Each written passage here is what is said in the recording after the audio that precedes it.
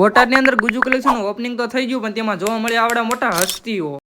સવાર પડી ગઈ હું પેલા માથે ટોપી પહેરી વાળો પેટવાળા રેસમાં આપણે અડધું સફરજન બતાવી દીધું. આપણે ઉપડી ગયા બોટાદ, કેમ કે આજે આપણે જવાનું હતું ઓપનિંગમાં. 8:30 તો આપણે નાગરકા વેટે ત્યાં જ થઈ ગયા. માજી 9 વાગે તો ઓપનિંગ છે. હું માજી ભેળું થાય છે તો પછી તારા ભાઈ દીધી લેવાની ફટકી.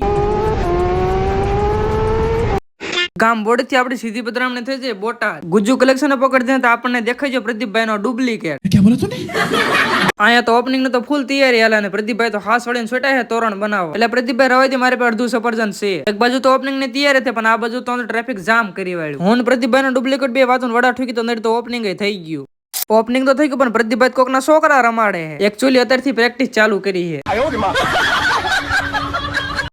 માજા બે જોઈને હાડી હવારના સોટે ખબર ન પડતી હું ગોતે હિમ. નક્કી ડાળમાં કે કાળું લાગે છે. ડાળમાં કાળું હોય કે ન હોય, પણ આ બાજુ ફોકસ કરવા દે. નીલભાઈ આવ્યા હે. सिक्का चले है मेरे नाम का इक्का.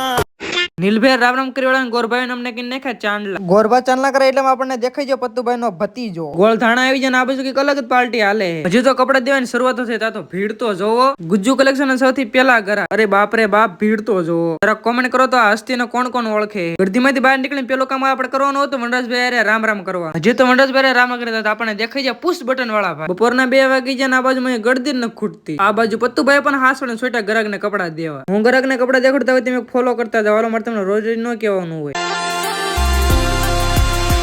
મારા પ્રેમ